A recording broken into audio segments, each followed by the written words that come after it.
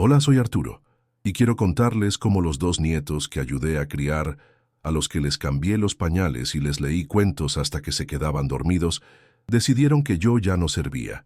Me convirtieron en una sombra en mi propia casa, un fantasma que ocupaba un espacio que, según ellos, ya no me correspondía. El silencio de un teléfono que no suena, créanme, duele más que cualquier grito. Es un recordatorio constante de que te has vuelto invisible para los que más quieres.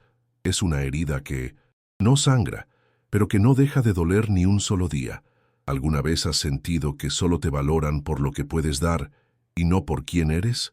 Antes de contarte el momento exacto en que descubrí la farsa, el día en que sus máscaras de cariño se cayeron y vi la codicia pura en sus ojos, comenta aquí desde qué parte del mundo me estás escuchando, y si estas historias te tocan el corazón, suscríbete al canal, porque vas a querer ver lo que sucede cuando un abuelo decide que su dignidad vale más que cualquier lazo de sangre. La verdad es que después de que mi Elena se fue, todo cambió. Las visitas de Javier y Sofía se volvieron una obligación para ellos. Llegaban, me daban un beso en la frente y se sentaban en el sofá a mirar sus teléfonos. Sus vidas, tan ocupadas y llenas de cosas importantes, ya no tenían espacio para un viejo que solo sabía contar historias del pasado. Mi apartamento en San Antonio, que antes era el centro de reuniones familiares, se convirtió en un museo silencioso de mi soledad. Cada fotografía de Elena en las paredes parecía mirarme con tristeza, como si ella también sintiera el vacío que habían dejado. Pasaba mis días en el pequeño taller que monté en el garaje. El olor a barniz y a madera de cedro era mi única compañía. Allí, entre mis herramientas y mis creaciones, no era un viejo inútil, era un artesano, un creador. Sentía que mis manos todavía tenían un propósito, aunque para mi familia yo ya no tuviera ninguno. Sacrifiqué mi sueño de tener una galería para que ellos tuvieran sus títulos universitarios, y ahora ese sacrificio se sentía como una broma cruel. Recuerdo una tarde de domingo, una de las raras ocasiones en que Javier y Sofía vinieron juntos. Yo estaba en la cocina preparando un café y los escuché hablar en la sala creyendo que no los oía. Cuando el abuelo ya no esté, tendremos que contratar a alguien para que saque todos estos trastos viejos, dijo Sofía, refiriéndose a los muebles que tallé con mis propias manos, cada uno con una historia. Javier le respondió con frialdad. Lo importante es vender el apartamento rápido. Este terreno vale una fortuna. No sentí rabia en ese momento, sino un frío que me recorrió los huesos. Eran mis trastos, mi vida entera, y para ellos solo era basura que se interponía entre ellos y el dinero. En medio de esa desilusión había una pequeña luz, mi nieto menor, Leo. Él era diferente. No venía por obligación, venía porque de verdad quería estar conmigo. Se sentaba en el taller durante 1900 horas observándome trabajar. Sus ojos brillaban de curiosidad mientras me preguntaba sobre la diferencia entre la madera de roble y la de nogal, o cómo sabía cuándo una pieza estaba lista para ser barnizada. No le interesaba mi dinero ni mi apartamento. Le interesaba mi legado, el de verdad, el conocimiento que guardaba en mis manos y en mi memoria. Sus visitas eran un bálsamo para mi alma, un recordatorio de que el amor genuino todavía existía en algún rincón de mi familia. Lo que Javier y Sofía no sabían, y lo que yo nunca les dije, era que mi vida no se limitaba a esos trastos viejos. Durante décadas, mi Elena y yo habíamos sido cuidadosos. Una pequeña parte de mis ganancias como ebanista, cada semana, sin falta, la invertía en acciones de una pequeña compañía de tecnología que nadie conocía. Era nuestro secreto, nuestro colchón para la vejez. Tras la muerte de Elena, y al ver la indiferencia de mis otros nietos, decidí mantener ese secreto guardado bajo 7 llaves. No por desconfianza, sino por dignidad. Se convirtió en una especie de prueba silenciosa. Quería descubrir, antes de irme, quién valoraba realmente mi vida y no el precio de mi muerte. La calma que había logrado construir en mi soledad se rompió una tarde de martes. Javier apareció sin avisar, algo que no había hecho en años. No traía prisa, ni miraba el reloj. En su lugar, traía un portafolio de cuero y una sonrisa que no le llegaba a los ojos. Se sentó en la mesa de la cocina, la misma donde su abuela le servía leche con galletas, y empezó a hablar del potencial increíble de nuestro barrio. Desplegó unos mapas sobre la mesa, señalando lotes y hablando de desarrollos inmobiliarios. No me preguntó cómo estaba. No le interesaba mi salud ni mi soledad. Sus ojos brillaban con una luz extraña mientras miraba por la ventana, no a los árboles que yo había plantado, sino al terreno que pisaban. En ese momento, entendí que ya no me veía a mí. Veía un signo de dólar flotando sobre mi cabeza. Al día siguiente, las llamadas comenzaron. «Abuelo, ¿cómo dormiste? ¿Necesitas que te lleve al supermercado?» Era Javier, con una voz cargada de una preocupación tan falsa que me revolvía el estómago. Empezó a visitarme casi a diario, siempre con alguna excusa: traerme el periódico, arreglar una supuesta gotera que nunca existió. Se ofrecía a revisar mis cuentas, a organizar mis papeles para que no tuviera que preocuparme por nada. Yo asentía y le daba las gracias, jugando el papel del viejo, senil y agradecido que él esperaba que yo fuera. Pero por dentro, cada palabra suya era como una pequeña espina clavándose en mi corazón. Observaba cómo sus ojos recorrían mi taller, no con admiración por mi trabajo, sino calculando el valor de cada herramienta, de cada pedazo de madera. La casa ya no era mi hogar, se había convertido en su proyecto de inversión. Y como si fuera una plaga, la codicia se contagió a Sofía. Un fin de semana, apareció con una canasta de frutas exóticas y su teléfono en la mano, lista para la sesión de fotos. «Sonrisa, abuelito, para que todos mis amigos vean lo mucho que te quiero», decía mientras me abrazaba con una fuerza que se sentía más como una posesión que como afecto. Publicó una foto nuestra, con el ridículo hashtag Amor de Abuelo. Vi los comentarios de sus amigos.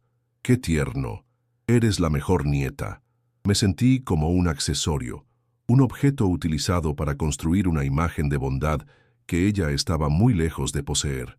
Me regaló un suéter de cachemira carísimo, que se sentía áspero y frío contra mi piel, un símbolo perfecto de su cariño artificial. Ya no era una persona, era su boleto a la validación social. Mientras ellos interpretaban su obra de teatro, mi único consuelo seguía siendo Leo. Él llegaba sin avisar, pero no con mapas ni con cámaras. Llegaba con las manos vacías y el corazón lleno de curiosidad. Se sentaba a mi lado en el taller y me pasaba las herramientas, observando en silencio, aprendiendo. Un día, mientras Javier y Sofía estaban en la sala hablando en voz alta sobre un crucero de lujo que querían tomar, Leo me miró con una tristeza que reflejaba la mía. «No les hagas caso, abuelo», me susurró. «Ellos no ven, no entienden nada». En ese momento, la complicidad entre nosotros se hizo tan fuerte como el roble más macizo. Él era el único que veía la verdad, el único que no estaba ciego por el brillo del dinero. Su presencia era el ancla que me mantenía cuerdo en medio de esa tormenta de hipocresía. La farsa alcanzó su punto culminante una noche en que organizaron una cena familiar en mi casa. Trajeron comida de un restaurante caro, vino y postres que sabían a mentira. Durante toda la cena, Javier no dejó de hablar de lo importante que era tener un plan financiero para el futuro.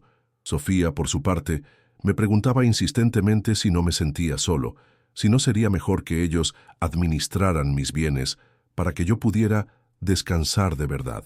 Era un ataque coordinado, una emboscada vestida de preocupación. Yo comía despacio, masticando cada bocado junto con la amargura de su engaño.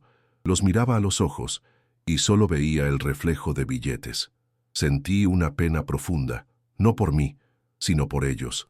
Estaban tan perdidos en su avaricia que habían olvidado cómo amar. En medio de esa cena, Leo, que había permanecido en silencio, no pudo más. Javier acababa de sugerir que firmara un poder notarial para simplificar las cosas. Leo dejó caer su tenedor sobre el plato, haciendo un ruido que cortó el aire. «Ya basta», dijo con una voz firme que yo nunca le había escuchado. «¿No les da vergüenza? Han ignorado al abuelo por años y ahora, de repente, son los nietos del año. Él no es tonto». Sofía intentó callarlo, diciéndole que era un niño y no entendía de asuntos de adultos. Pero Leo se puso de pie y los miró con un desprecio que los dejó helados. «El único asunto aquí es que ustedes son unos buitres esperando a que él se muera para repartirse el botín. El silencio que siguió fue más denso y pesado que cualquier discusión. Después de que se fueron, dejando tras de sí una estela de tensión y platos sucios, me quedé sentado en mi sillón por un largo rato. La rabia inicial había dado paso a una extraña y fría claridad. La prueba había terminado. Sus acciones, sus palabras, la mirada vacía en sus ojos, todo había sido más elocuente que cualquier confesión. Habían profanado mi hogar con su codicia, habían intentado comprar mi afecto con regalos vacíos y habían subestimado mi inteligencia. Esa noche, mientras el olor a comida cara se desvanecía y el aroma a madera de mi taller volvía a impregnar la casa, tomé una decisión.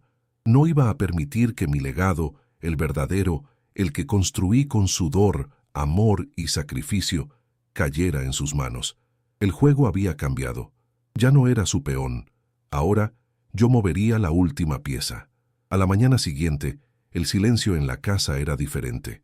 No era el silencio de la soledad, sino el de la calma antes de una tormenta que yo mismo iba a desatar. Me levanté, me preparé un café fuerte y me senté en la cocina mirando el número de teléfono de Miguel, mi abogado y amigo desde hacía más de 40 años. Era un hombre que había conocido a Elena, que había visto crecer a mis hijos y que entendía el valor del trabajo duro. Marqué su número con una firmeza que no había sentido en años. No estaba buscando venganza, estaba buscando justicia. Le dije que necesitaba actualizar mi testamento y poner algunos asuntos en orden. Le pedí discreción total. Era el primer movimiento en un tablero donde, por primera vez, yo controlaba las piezas. Mi legado no sería una simple transacción financiera, sería mi última lección para ellos. Mientras yo planificaba mi defensa, Javier, sin saberlo, lanzaba su propio ataque. Como agente inmobiliario, pasaba sus días obsesionado con mapas, zonificaciones y el valor del metro cuadrado. Una tarde, revisando los planes de desarrollo para un nuevo cliente, se topó con mi dirección. Por pura curiosidad, buscó el valor estimado de mi propiedad. Lo que vio en la pantalla lo dejó sin aliento. El terreno, ese pedazo de tierra que Elena y yo compramos con los ahorros de toda una vida, ahora valía una fortuna gracias a un nuevo proyecto de infraestructura urbana. No era solo un apartamento viejo, era un activo multimillonario. Pudo haber sido una bendición, una seguridad para la familia, pero en sus ojos, yo supe después, solo se encendió la llama de la pura y desenfrenada codicia. El abuelo bueno y olvidado acababa de convertirse en un billete de lotería ganador. Ese descubrimiento fue solo el comienzo de su obsesión. Un hombre como Javier no se conforma con una sola pista. Si el terreno valía tanto, ¿qué más podría haber? Contrató a un investigador privado, un hombre sin escrúpulos que se especializaba en desenterrar secretos financieros. En menos de una semana, el informe estaba sobre su escritorio. Allí estaba, en blanco y negro, el portafolio de acciones de la pequeña empresa de tecnología en la que había invertido durante décadas. Las cifras eran mareantes, mucho más de lo que él jamás habría podido imaginar. Su primera llamada fue para Sofía. Su voz, me imagino, era un susurro febril, una mezcla de euforia y pánico. Sofía, olvídate del apartamento. Estamos hablando de millones. Millones. El abuelo es rico, increíblemente rico. Tenemos que actuar rápido antes de que se dé cuenta de lo que tiene. De la noche a la mañana, mi vida se transformó en una farsa, grotesca. Las visitas esporádicas se convirtieron en una ocupación a tiempo completo. Sofía aparecía cada mañana con batidos saludables y una sonrisa plástica, reorganizando mi cocina y hablando sin parar de lo importante que era la familia. Javier llegaba por las tardes con asesores financieros, amigos de confianza, que querían ayudarme a gestionar mi patrimonio. Me hablaban despacio, como si yo fuera un niño, explicándome conceptos básicos que yo había dominado antes de que ellos nacieran. La humillación no estaba en sus palabras, sino en su condescendencia. Me trataban como a un objeto valioso que había que pulir y asegurar, no como al hombre que les había dado todo. Cada gesto de cariño era un insulto a mi inteligencia y a mi memoria. La tensión alcanzó un punto de quiebre una tarde en mi taller. Estaba lijando una pequeña caja de música de cedro, el aroma llenando el aire, cuando ellos entraron juntos. Sus rostros mostraban una preocupación tan ensayada que resultaba cómica. «Abuelo», comenzó Sofía con su tono más dulce, «hemos estado hablando, y nos preocupa tu seguridad aquí. Estas herramientas son pesadas. El polvo no es bueno para tus pulmones. ¿Por qué no nos dejas guardar todo esto en un lugar seguro?» Era un ataque directo a mi alma, a mi último refugio. Sin levantar la vista de la madera, respondí con una voz tan fría y cortante como el filo de mi mejor cincel.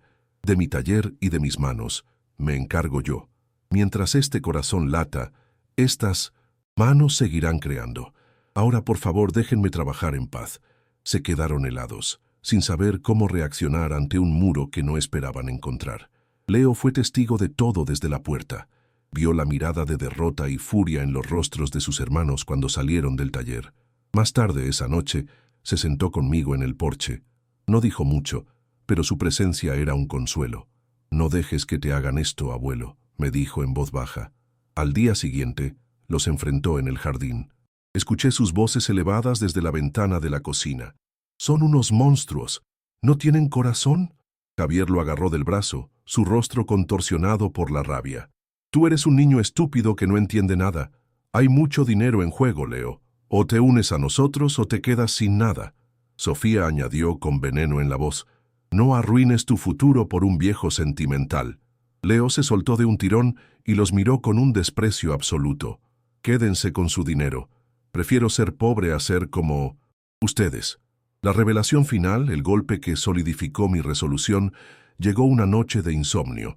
Caminaba hacia la cocina a oscuras cuando escuché la voz de Javier en la sala. Hablaba por teléfono, en altavoz, con Sofía. Pensaban que yo dormía profundamente. «El abogado ya tiene los papeles», decía Javier.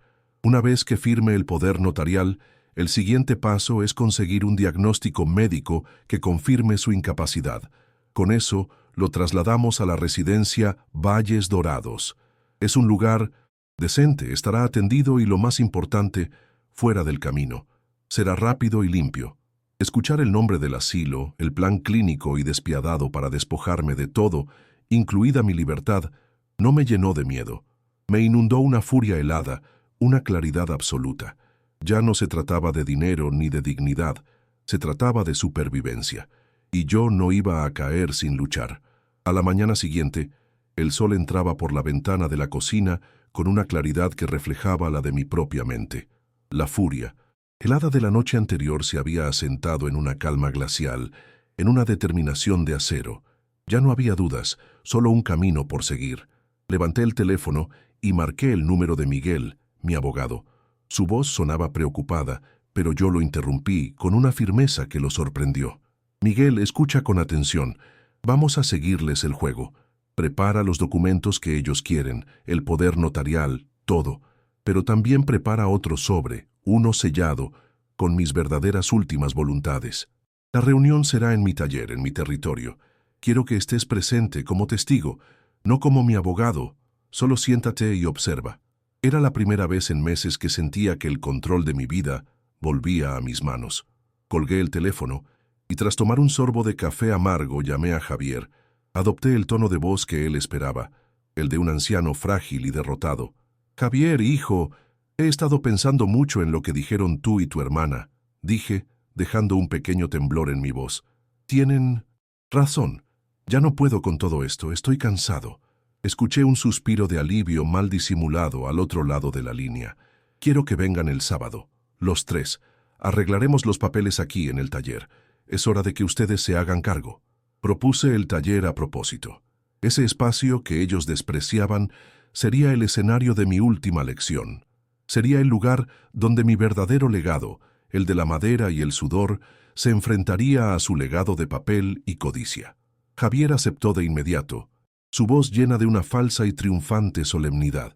Los días que siguieron fueron una obra de teatro grotesca. Javier y Sofía estaban exultantes, convencidos de su victoria. Su amabilidad se volvió empalagosa, casi insultante. «Sofía me trajo un álbum de fotos digital para que no te sientas solo, abuelito». Mientras sus ojos escaneaban el apartamento, calculando el valor de cada objeto. Javier me hablaba de fondos de inversión y de la importancia de proteger el patrimonio familiar. Un patrimonio que hasta hacía unas semanas no le importaba en lo más mínimo. Soporté sus actuaciones con una paciencia que no sabía que poseía. Asentía, sonreía y les daba las gracias, mientras por dentro cada gesto hipócrita afilaba mi resolución. Estaban tan ciegos por el brillo del oro que no veían la trampa que se cerraba lentamente a su alrededor. Leo, por supuesto, sintió que algo andaba terriblemente mal. Me encontró en el porche una tarde, su rostro joven, lleno de una angustia que me partió el corazón. «Abuelo, ¿qué estás haciendo? Escuché a Javier por teléfono, está celebrando. No puedes firmarles nada, te van a quitar todo». Se sentó a mi lado, suplicándome con la mirada. Puse mi mano sobre su hombro, una mano vieja y arrugada sobre la suya, joven y fuerte. «Leo, a veces en la vida, para proteger lo que de verdad importa, tienes que hacer que tus enemigos crean que han ganado», le dije en voz baja. «Solo necesito que confíes en mí, y necesito que estés allí el sábado. Tu presencia me dará la fuerza que necesito. Eres el único que ve el verdadero valor de las cosas, y quiero que seas testigo». Asintió, aunque la confusión no abandonó sus ojos. La mañana del sábado me levanté antes del amanecer. No sentía nervios, sino una profunda serenidad.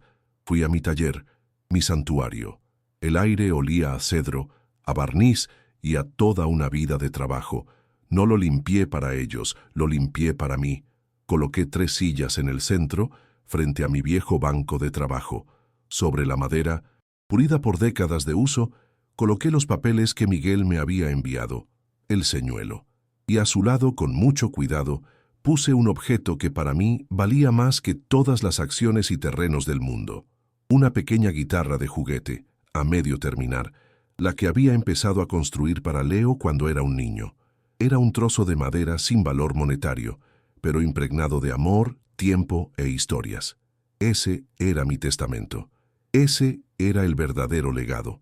Llegaron puntuales, como ejecutivos a punto de cerrar el trato de sus vidas. Javier vestía un traje impecable y cargaba un maletín de cuero que chocaba con el polvo de serrín del ambiente. Sofía llevaba un vestido elegante y tacones que se hundían ligeramente en el suelo de madera. Entraron al taller con una mezcla de desdén y anticipación, sus miradas pasando por encima de mis herramientas y mis creaciones sin ver nada, enfocadas únicamente en la mesa donde reposaban los papeles. «Hola, abuelo», dijo Sofía con una sonrisa que no le llegaba a los ojos. «Estamos listos para ayudarte». Yo los saludé con un movimiento de cabeza, permaneciendo de pie junto a mi banco de trabajo. La calma en mi rostro pareció desconcertarlos por un instante. No esperaban serenidad, esperaban senilidad. Unos minutos después, Leo entró en silencio. Su rostro era un mapa de preocupación y lealtad. No miró a sus hermanos. Sus ojos se clavaron en mí y luego en la pequeña guitarra sobre la mesa. Se sentó en la silla que le había reservado, a mi lado, formando un frente unido. El aire en el taller se volvió denso, pesado. Se podía cortar la tensión con uno de mis formones. Javier carraspeó, impaciente, y deslizó el maletín sobre la mesa, abriéndolo para revelar un fajo de documentos y un bolígrafo. «Bueno, abuelo, cuando quieras. Es un procedimiento sencillo». Miré sus rostros, la avaricia en Javier, la ansiedad en Sofía, la angustia en Leo. Luego, mi mirada se posó en la guitarra. Tomé una profunda bocanada del aire de mi taller. El momento había llegado. Estaba listo. Con una calma que parecía enfurecerlos aún más, los observé. Javier deslizó el fajo de papeles por la mesa de trabajo. El sonido del papel sobre la madera pulida fue una profanación en sí misma. «Firma aquí, abuelo, y aquí», dijo señalando las líneas con un bolígrafo de oro. Su voz tenía un tono de falsa paciencia, como si le estuviera explicando a un niño cómo atarse los zapatos. Sofía se retorcía las manos, su sonrisa tensa. No podían esperar a terminar con la formalidad para empezar a celebrar su victoria. Yo no dije nada, simplemente dejé que el silencio se estirara, que su impaciencia creciera y se volviera casi palpable en el aire lleno de polvo de serrín. Dejé que se expusieran solos, que su codicia llenara cada rincón de mi santuario, antes de que yo pronunciara una sola palabra. Fue Sofía quien rompió el silencio. Su voz, un susurro ansioso. Javier, una vez que el abuelo firme, deberíamos llamar al asesor financiero mañana mismo para empezar a mover los fondos. No podemos dejar ese dinero quieto. Javier asintió sin apartar la vista de mí, como un depredador que no quiere perder de vista a su presa. Fue entonces cuando me moví. Lentamente, con la deliberación de un hombre que conoce cada músculo de su cuerpo, extendí la mano, pero no hacia su bolígrafo de oro ni hacia sus papeles llenos de mentiras. Mis dedos, viejos y manchados de barniz, se posaron sobre la pequeña guitarra de juguete sin terminar. La levanté, sintiendo el peso familiar de la madera de cedro en mis manos. Sus miradas confundidas siguieron mi gesto, sus planes de millones interrumpidos por un trozo de madera. Sostuve la guitarra frente a ellos, como si fuera un escudo. «Esto», dije, y mi voz sonó más fuerte y clara de lo que había sonado en años. «Esto es mi legado». Pasé mis dedos por el mástil sin pulir.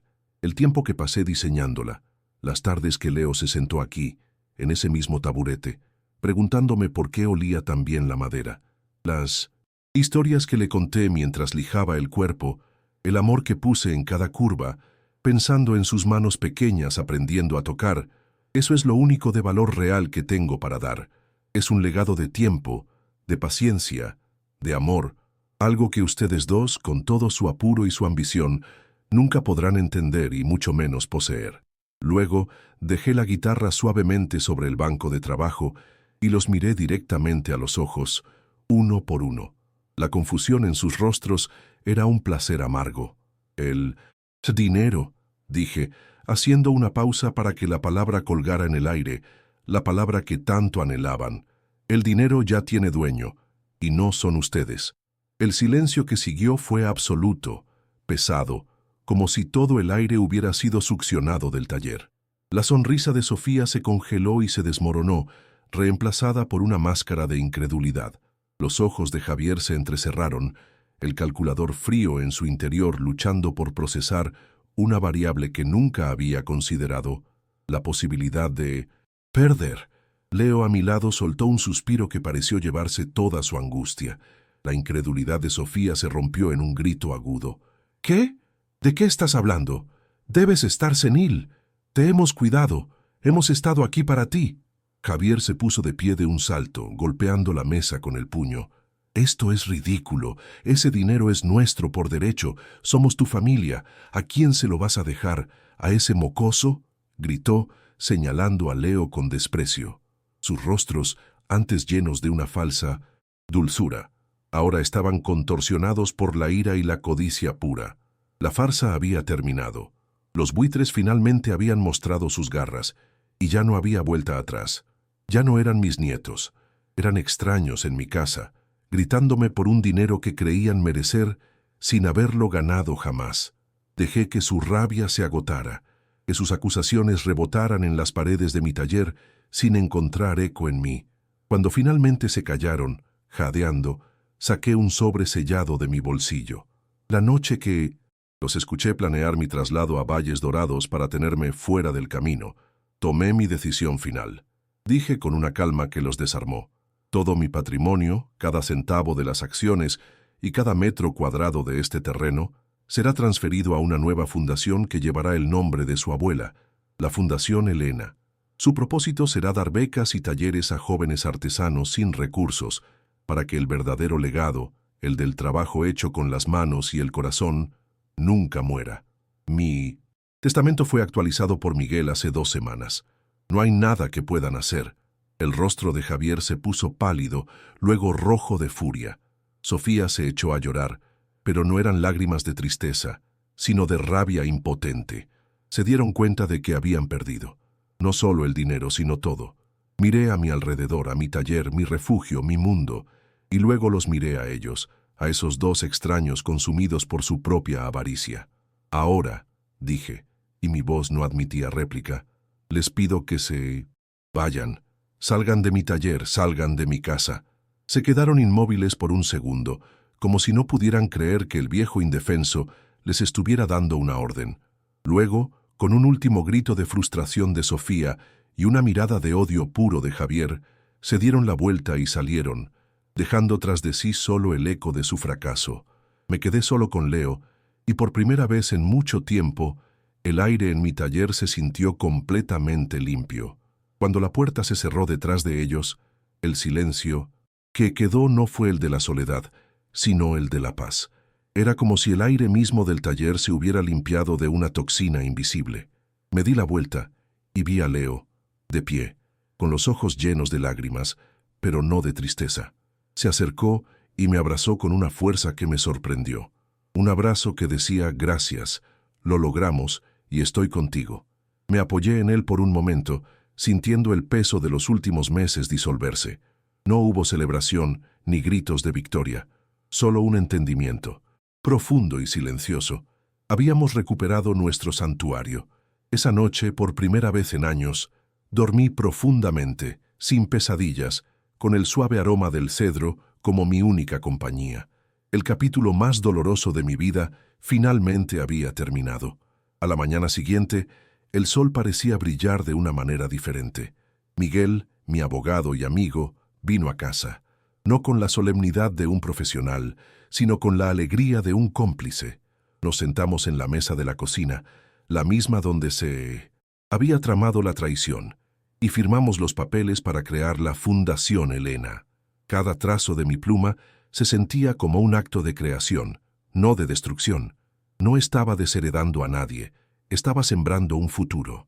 Estaba honrando a mi esposa de la única manera que sabía, construyendo algo duradero, algo que daría a otros jóvenes la oportunidad que yo tuve, la de encontrar su voz a través de la madera. Al terminar, Miguel me dio una palmada en la espalda. Elena estaría increíblemente orgullosa de ti, Arturo, dijo. Y yo supe en lo más profundo de mi alma que era verdad. Las consecuencias para Javier y Sofía fueron rápidas y devastadoras, pero no por mi mano, sino por la de ellos mismos. La historia, como era de esperarse, se filtró. El círculo de agentes inmobiliarios de Javier se enteró de cómo había intentado estafar a su propio abuelo, y su reputación de hombre de negocios astuto se convirtió en la de un buitre sin escrúpulos. Perdió clientes y su negocio se vino abajo. Sofía, cuya vida entera era una fachada en redes sociales, no pudo soportar el escrutinio. Sus amigos leales se distanciaron y su mundo de lujos falsos se desmoronó. Recibí algunas llamadas, primero furiosas, luego suplicantes. No respondí, no por rencor, sino porque ya no formaban parte de mi mundo. Su codicia había cavado un abismo tan profundo que ni mi perdón podría haberlo cruzado. Mi vida, en cambio, floreció. Con la ayuda de Miguel, vendí el apartamento y las acciones. El dinero, que una vez fue un secreto y una carga, se convirtió en una herramienta para el bien. El primer acto de la Fundación Elena fue comprar un viejo almacén en el centro y convertirlo en un taller comunitario de última generación. Leo y yo pasamos semanas diseñando el espacio, eligiendo cada banco de trabajo, cada herramienta.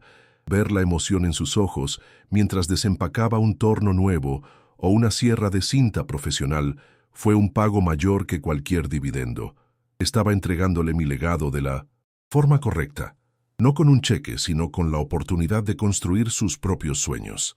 El viejo taller del garaje fue desmantelado, pero cada pieza fue reinstalada en el nuevo espacio, como el corazón de un cuerpo nuevo y vibrante. Y entonces hice algo que había soñado hacer con Elena durante 50 años. Con una parte del dinero, compré 2 boletos de avión. Leo, le dije una tarde, vamos a empacar nuestras mejores herramientas de mano. Nos vamos a España. Pasamos 2 meses viajando por Andalucía, desde los talleres de los grandes luthiers en Granada hasta los patios llenos de flores de Córdoba. No éramos turistas, éramos peregrinos. Aprendimos técnicas antiguas, compartimos historias con artesanos cuyas familias llevaban generaciones trabajando la madera y escuchamos el flamenco más puro bajo un cielo estrellado. Sentí que recuperaba años de vida y vi a Leo transformarse de un muchacho curioso a un joven artista con una visión propia. Era el epílogo perfecto para mi historia, un sueño cumplido junto a la única persona que entendió su verdadero valor. Ahora, de vuelta en San Antonio, paso mis días en el nuevo taller. Ya no trabajo tanto, mis manos están cansadas, pero me siento en mi viejo taburete y observo a Leo. Lo veo enseñar a los jóvenes que vienen gracias a las becas de la fundación. Les habla de la veta de la madera, de la paciencia, del respeto por la herramienta, y en sus palabras escucho mi propia voz, la voz de mi padre y la de todos los artesanos que vinieron antes que nosotros. Miro mis manos arrugadas y manchadas, y luego miro las suyas, jóvenes y fuertes, guiando a una nueva generación, y entiendo, con una claridad absoluta, que la verdadera herencia no es lo que dejas para las personas, es lo que dejas dentro de ellas. Ese es el legado que ni el tiempo, ni la codicia, ni la muerte pueden tocar jamás. Si conoces a alguien que necesita escuchar este mensaje de dignidad y autovaloración, por favor, comparte este video con esa persona. No olvides suscribirte para más historias sobre cómo encontrar tu propio camino, incluso cuando el mundo espera que tomes otro. Gracias por escucharme. Cuando la puerta se cerró detrás de ellos, el silencio que quedó no fue el de la soledad, sino el de la paz. Era como si el aire mismo del taller se hubiera limpiado de una toxina invisible. Me di la vuelta y vi a Leo, de pie, con los ojos llenos de lágrimas, pero no de tristeza. Se acercó y me abrazó con una fuerza que me sorprendió, un abrazo que decía gracias, lo logramos y estoy contigo.